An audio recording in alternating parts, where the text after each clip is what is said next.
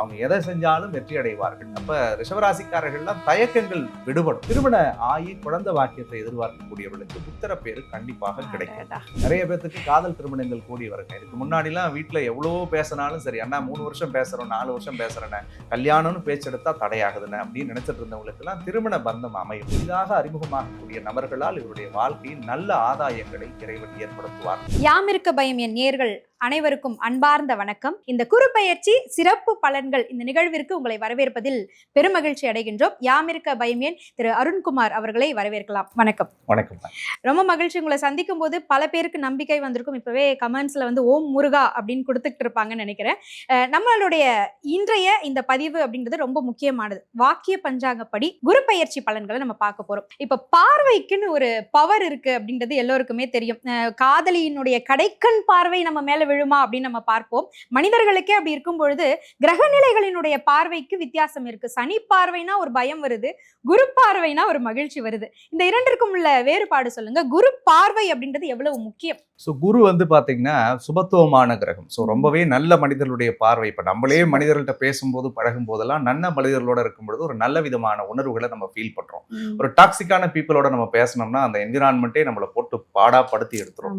இப்ப ஜாதக ரீதியா பார்க்கும்பொழுது முழுமையான ஒரு சுப கிரகம் குரு பகவான். அந்த குரு பகவான் பார்க்கக்கூடிய இடங்கள் அப்படின்றது அப்படியே அந்த குரு பார்க்க கோடி பாவங்கள் நிவர்த்தி ஆகும்னு சொல்லுவாங்க பாருங்க.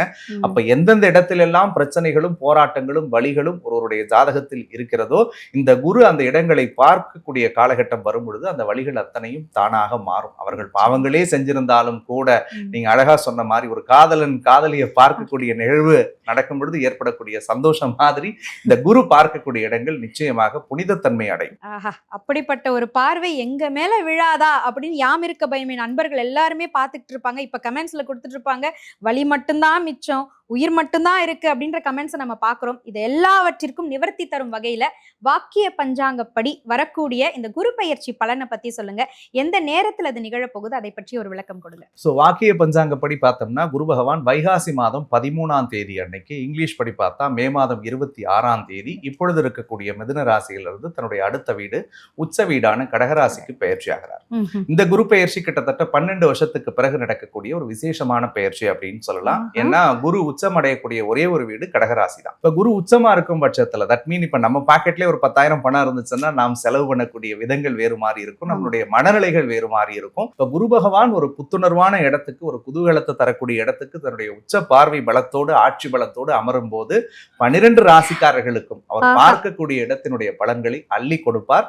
12 ராசிக்காரர்களுக்கும் அவர் எந்தெந்த இடத்துல அமர்கிறாரோ அதற்கேற்ப பல்வேறு விதமான மாற்றங்களை நிச்சயமாக இந்த வருஷத்துல கொடுத்தே தீருவார். இன்னும் எளிமையா சொல்லணும்னா, இத்தனை வருஷம் நிறைய கிரகம் பயிற்சி ஆகுதுங்க, எங்களுக்கு எதுவுமே மாறவே இல்லை, போராடிட்டே தானே இருக்கிறோம், ஒவ்வொரு தடவையும் குரு பலன் இருக்கு, குரு பயிற்சி ஆயிடுச்சு, சனி பயிற்சி ஆயிடுச்சு, இது நடந்துரும்னு சொல்லிலாம் நிறைய கவலையோட நம்ம மக்கள் வாழ்ந்திருப்பீங்க. இந்த வருடத்துல நீங்க தயவு செஞ்சு கவலைப்பட வேண்டாம். எந்த ராசிக்காரர்களாக இருந்தாலும் குருவினுடைய பார்வை படக்கூடிய இடங்களும் குரு அமரக்கூடிய இடங்களும் சத்தியமாக அவருடைய வாழ்க்கையில் பல மாற்றங்களை பெற்று தந்தே தீரும். மாற்றம் ஒன்றே மாறாதது, மகிழ்வான மாற்றம் உங்களுக்கு காத்திருக்கு. 12 ராசிக்காரர்களுக்கும் மனமார்ந்த வாழ்த்துக்கள். இப்போ குறிப்பா 12 ராசிகளுக்குமான பலன்களை நம்ம பார்த்துடலாங்க. இந்த குரு பெயர்ச்சி பலன்கள்ல ரிஷபத்துக்கு எப்படி அமையுது? சுகபோகமா இருக்கக்கூடியவங்க, கலைத்துறையில ஜொலிக்கக்கூடியவங்க, சுக்கிரனுடைய ஆதிக்கத்துல இருக்கக்கூடிய இந்த ரிஷப ராசிக்கு சுக்கிரன் குரு இரண்டினுடைய அந்த தொடர்பை சொல்லுங்க. பெரும்பாலும் நம்ம நேயர்களுக்கு ஒரு தெளிவு கொடுக்கணும்னு நினைக்கிறேன். நல்ல அற்புதமான கேள்வியை கேட்டீங்க. ரிஷபராசிக்கு குரு ஒண்ணுமே செய்ய மாட்டாரா அப்படின்லாம் நிறைய பேர் என்கிட்ட கேட்டுட்டு இருக்காங்க. ஏன்னா தேவகுரு அசுரகுரு அப்படின்றதுனால ஒரு கான்ட்ரடிக்ஷன் வருமா அப்படின்லாம் பயப்படுறாங்க. அப்படிலாம் சத்தியமா இல்லை.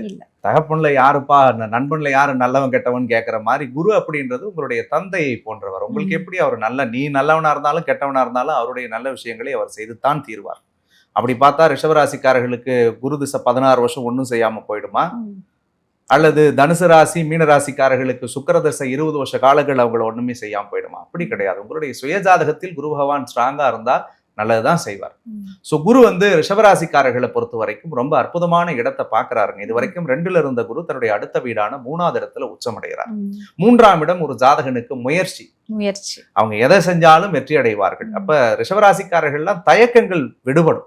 இதுக்கு முன்னாடிலாம் எனக்கு திறமை இருக்கு சார், எனக்கு உழைப்பு இருக்கு சார், ஆனா அதை என்னால எக்ஸிக்யூட் பண்ண முடியாம நான் கஷ்டப்பட்டுக்கிட்டு இருக்கேன், இந்த காலத்துல இந்த செயல்களை நான் தொடங்கலாமா அப்படின்னு நினைக்கக்கூடிய ரிஷபராசிக்காரர்களுக்கு இந்த காலத்தில் அவர்கள் நினைக்கக்கூடிய அத்தனை விஷயங்களும் பலிதமாக மாறும். அப்போ முயற்சிகள் எல்லாமும் இவர்களுக்கு வெற்றி அடையக்கூடியதாக இருக்கும். குறிப்பா ஒரு புது தன்னம்பிக்கை, புது தைரியம், புது தெம்போடு தன்னுடைய வாழ்க்கையை இவர்கள் தொடங்கி வெற்றி நடை போடுவார்கள்.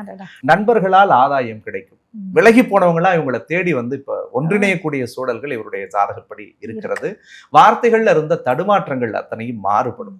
ரிஷபராசிக்காரர்கள் பெருசா அதிகமா கடந்த காலத்துல இந்த 1.5 வருஷத்துல நிறைய பேர் பாத்தீங்கன்னா இடம் மாறி இருப்பாங்க, வீடு மாறி இருப்பாங்க, வேலைக்காக குடும்பத்தை பிரிஞ்சு வாழ்ந்திருப்பாங்க, அல்லது பல பேருக்கு குடும்ப உறவுகளுக்குள்ளே, குடும்ப சூழலுக்குள்ளே பெரிய சிக்கல்கள் தான் இருந்திருக்கும். ஏன்னா அர்த்தாஷ்டமத்துல கேது வந்து உட்கார்ந்துருக்கு. 4ல கேது இருந்துச்சுன்னா சர்ப்பமனை தோஷம்னு நான் சொல்லுவேன். சார் வீட்டை சுத்தி பாம்பு மேயற மாதிரி இருக்கு சார், வீட்டுக்குள்ள பாம்பு வர மாதிரி இருக்கு சார், படுத்துட்டா கூட நிம்மதி இல்லை சார், ஏதோ ஒரு புற்றுக்குள் வாழ்வது போன்ற ஒரு உணர்வை ரிஷபராசிக்காரர்கள் அனுபவித்தார்கள். ஆனா அந்த வழிகள் மாறுபடுங்க. சுபகாரிய நிகழ்வு, சுபத்துக்குரிய அமைப்புகள், அந்த நல்ல செலவுகள் பண்ணக்கூடிய காலகட்டங்கள் அத்தனையும் இவர்களுக்கு கொடுக்கக்கூடியதாக இருக்கிறது. திருமண ஆகி குழந்தை வாக்கியத்தை எதிர்பார்க்கக்கூடியவர்களுக்கு புத்தர பேரு கண்டிப்பாக கிடைக்கும். ஏன்னா புத்தர காரகனாக இருக்கக்கூடிய குரு பகவான் இந்த காலத்தில் உச்சமடைவது புத்தர பேரை கொடுக்கக்கூடியதாக இருக்கும். அதே மாதிரி ரிஷபராசிக்காரர்களுக்கு குரு பார்க்கக்கூடிய இடங்கள் ரொம்பவே அற்புதமான இடத்தை பார்க்கிறார். அதுல முதல் பார்வையாக பார்க்கக்கூடியது 7ஆம் இடத்தை பார்க்கிறார். 7ன்றது அற்புதமா கேட்டீங்க. சுக்கிரன் என்பது காதலை குறிக்கக்கூடியவர். காதலிக்கக்கூடிய ரிஷபராசிக்காரர்களுக்கு காதல் இந்த வருடத்தில் நிச்சயமாக வெற்றி அடையும்.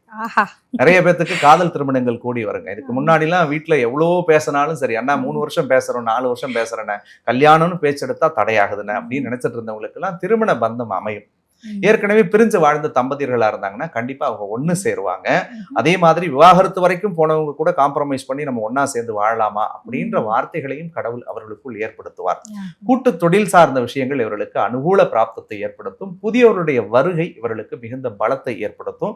அதே மாதிரி புதிதாக அறிமுகமாகக்கூடிய நபர்களால் இவருடைய வாழ்க்கையில் நல்ல ஆதாயங்களை இறைவன் ஏற்படுத்துவார். குறிப்பா 8ஆம் அதிபதி அஷ்டமாதிபதி இவர்களுக்கு உச்சமடைஞ்சு 3ல மறைகிறார். அது ஒரு யோகம் தான். 8 கிரகம் 3ல் மறைவது ரிஷபராசிக்காரர்களுக்கு ஒரு எதிர்பார்த்திராத திருப்பம், எதிர்பார்த்திராத வளர்ச்சிகளை தரும். கொடுக்கல் வாங்கல இருந்த சிக்கல்கள் சரியாகும். மரண பயம் விலகும். உடம்புல ஏதாவது ஒன்று ஆயிடுமோ, இது நடந்துருமோ, அது நடந்துருமோ அப்படின்ற ஒரு பதட்டம், பயம் இவர்களுக்கு விலகக்கூடியதாக இருக்கும்.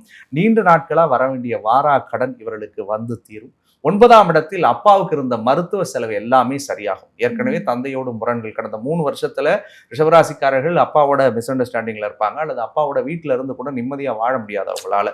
பல பேர் வீட்டை பிரிஞ்சு இருப்பாங்க. பட் அந்த சிக்கல்கள் எல்லாம் சரியாகும். வீட்டுல கொஞ்சம் நிம்மதி, சந்தோஷம் கிடைக்கும். தந்தை வழி உறவுகளால அவர்களுக்கு பெரிய அனுகூலம் கிடைக்கும். ரொம்ப முக்கியமா ரிஷபராசிக்காரர்களுக்கு எதிர்பார்த்தது வேலை.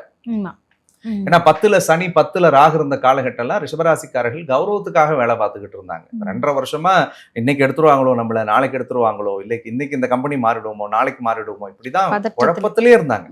பல ரிஷபராசிக்காரர்கள்லாம் இந்த 1.5 வருஷம்ன்றதை விட கடந்த 1 வருஷம் ராகு வந்ததுல இருந்து பாழாப்படுத்தி எடுத்துச்சு. ஆனா அந்த சிக்கல்கள் எல்லாம் கடவுள் புண்ணியத்துல சரியாகுங்க. இந்த சனியோடு ராகு இருந்து இந்த சனி விலகினதுக்கு பிறகு 10ல் ஒரு பாவ கிரகம் இருந்துச்சுன்னா அவங்களுக்கு அரசாளக்கூடிய யோகம் கிடைக்கும். அப்ப புதிய பட்டமும், புதிய பொறுப்புகளும், புதிய புகழும் அவர்களை தேடி வரும். கண்டிப்பா இந்த காலகட்டத்தில் ஒரு ப்ரமோஷன், ஒரு டிரான்ஸ்ஃபர் அவங்களுக்கு கிடைக்கும். பல பேருக்கு ஆன்சைட் ஆப்பர்ச்சுனிட்டிஸ் கிடைக்கும். வெளிநாடுகளுக்கு சென்று வேலை பார்க்கக்கூடிய அமைப்பு ஏற்படுத்தும்.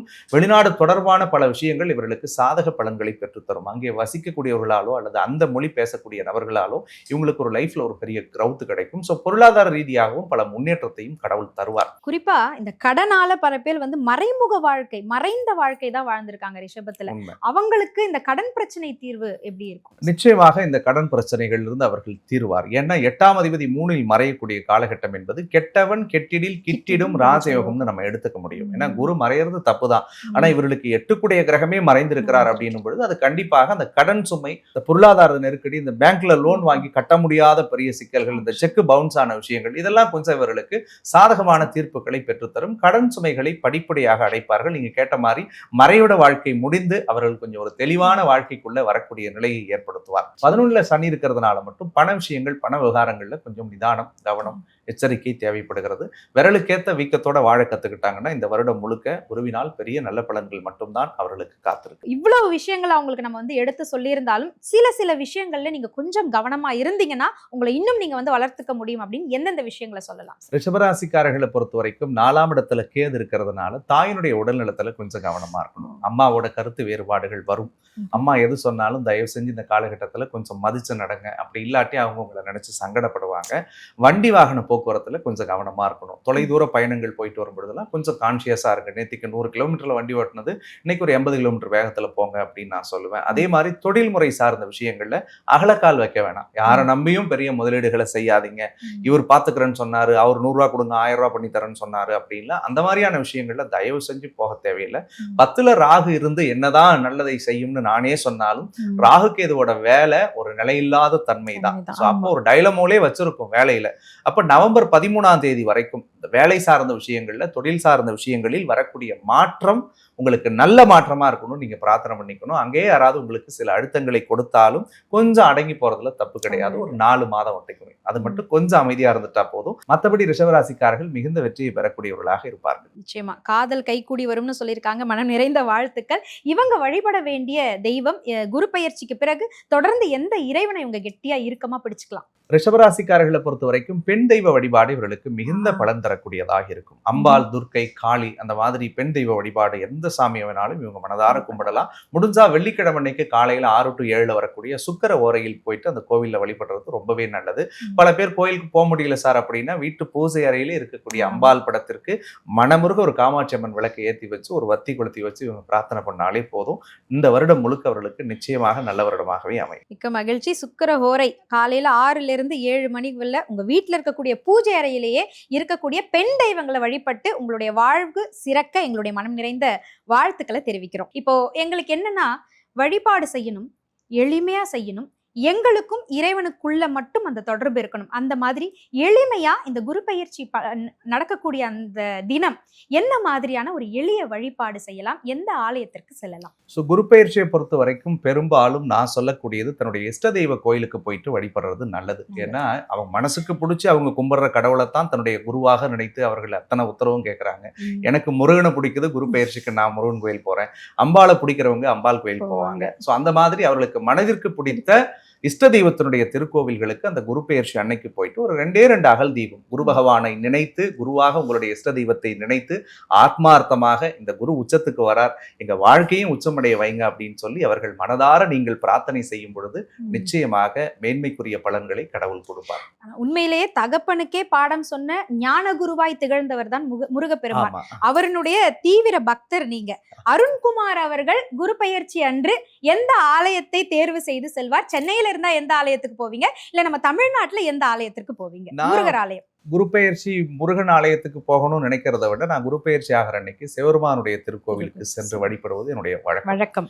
ஏன்னா கடவுளுக்கெல்லாம் மூலவராக திகழக்கூடியது எம்பெருமான் ஈசன் அப்படின்னு நான் நினைக்கிறேன். என்னதான் முருகன் மீது அதீத பற்று, காதல், பக்தி இருந்தாலும் கூட ஒரு எம்பெருமானை பார்த்துட்டா ஒரு பிரின்சிபலை பார்த்த மாதிரி, முருகன் நமக்கு ஹெட்மாஸ்டரா இருந்தாலும் சிவபெருமானுடைய திருக்கோவிலுக்கு சென்று வழிபடுவது ஒவ்வொரு கிரக பெயர்ச்சியின் போதும், அது குரு பெயர்ச்சின்னு இல்லைங்க, எந்த கிரகம் பெயர்ச்சி ஆனாலும் சிவபெருமானுடைய திருக்கோவிலுக்கு சென்று அவருடைய பாதத்தை இறுகமாக பற்றும் பொழுது நவ கிரகத்தினுடைய பாதிப்புகளும் குறையும் அப்படின்றது எனக்கு ஒரு ஆழ்ந்த நம்பிக்கை. ஒவ்வொரு வருடங்களும் சிவன் கோயில் எந்த ஊர்ல இருந்தாலும் சரி, எந்த சிவனாலயம், குறிப்பா இந்த கோயில் அப்படின்லாம் இல்ல, எனக்கு எந்த சிவன் கோயில் பிடிச்சாலும் பக்கத்துல இருந்துச்சுன்னா போயிடுவேன். மனசுல எந்த ஆலயம்? அண்ணாமலையார் கோயில் தான். அதுல மாற்றுக்கிறதே கிடையாது. திருவண்ணாமலை நினைத்தாலே முக்தி தரக்கூடிய ஒரு அற்புதமான தலம். அது மனதார அண்ணாமலையாரை நினைச்சு வழிபட்டுட்டா, அந்த மலையை ஒரு முறை சுத்தி வந்துட்டா மனசுல இருக்கக்கூடிய அத்தனை பாரங்களும் குறையும் அப்படின்றத ஆத்மார்த்தமா சின்ன பிள்ளையில இருந்து உணர்ந்தவன் அப்படின்ற அடிப்படையில அண்ணாமலையாரை ரொம்ப பிடிக்கும்.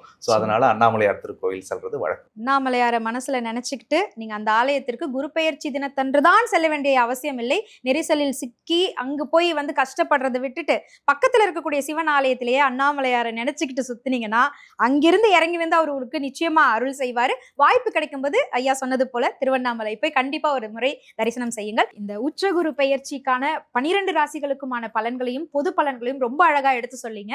இருந்தாலும் யாமிருக்க பயமே நண்பர்கள் நிறைவா நீங்க என்ன சொல்ல போறீங்க அப்படிங்கிற அந்த வெற்றி வார்த்தைகளுக்காக காத்துட்டு இருப்பாங்க. ஒரு சில வார்த்தைகள். யாமிருக்க பயமே உறவுகளை பொறுத்த வரைக்கும் உங்களுடைய வாழ்க்கை இந்த குரு பெயர்ச்சியில மிகப்பெரிய அடிப்படையில் மாற்ற மாற்றத்தையும் சந்தோஷத்தையும் தரக்கூடிய ஒரு அற்புதமான இடத்தை நோக்கி நகரப்போகுது அப்படின்றத மட்டும் நீங்க மனதார வச்சுக்கோங்க. அண்ட் நம்ம சேனலை தொடர்ச்சியா ஃபாலோ பண்றவங்களுக்கு நல்லா தெரியும், இதுதான் ஃபர்ஸ்ட் டைம் நம்ம வந்து ஒரு ஆங்கரோட உட்கார்ந்து பேசுறது. ஸோ ரொம்பவே ஆர்த்தி மேடம் அற்புதமா அந்த நிகழ்ச்சியை தொகுத்து வழங்கினாங்க. கேட்ட உடனே என்னுடைய அன்புக்காக கட்டுப்பட்டு இத்தனை மணி ஆனாலும் பொறுமையா நிதானமா உட்கார்ந்து என்கிட்ட பேச வச்சு, உங்களுக்காகவே அவங்க சொல்லிட்டாங்க வந்த உடனே, சண்டை போட்டாவது நம்ம நேயர்களுக்கு உங்ககிட்ட இருந்து நான் நல்ல பலன் வாங்கி கொடுக்கணும் சார் அப்படின்னாங்க. ஸோ கடவுள் அருளோடு உங்கள் சார்பா நான் உங்களுக்கும் எங்க நேயர்கள் சார்பா ஒரு பெரிய நன்றியை தெரிவிச்சுக்கிறேன். ரொம்ப அற்புதமா இந்த நிகழ்ச்சியை கொண்டு போனீங்க. நன்றி சார். அதுக்கு என்னுடைய நெஞ்சார்ந்த நன்றி. அண்ட் முருகனுடைய அருளோடு பார்த்துட்டு இருக்கக்கூடிய எல்லாருக்கும் எல்லா வளங்களும் நலன்களும் முருகப்பெருமான் 100% அள்ளி கொடுப்பார் அப்படின்றத நான் மகிழ்ச்சியோடு தெரிவிச்சுக்கிறேன். அண்ட் உங்களுக்காகவும் முருகனுடைய பாதத்துல என்னுடைய பிரார்த்தனைகளை வச்சுக்கிறேன். அண்ட் மற்றொரு அழகான தருணத்துல உங்களை சந்திக்கும் வரை உங்களிடமிருந்து விடைபெறுவது உங்கள் ஜோதிடர் அருண்குமார். நன்றி, வணக்கம்.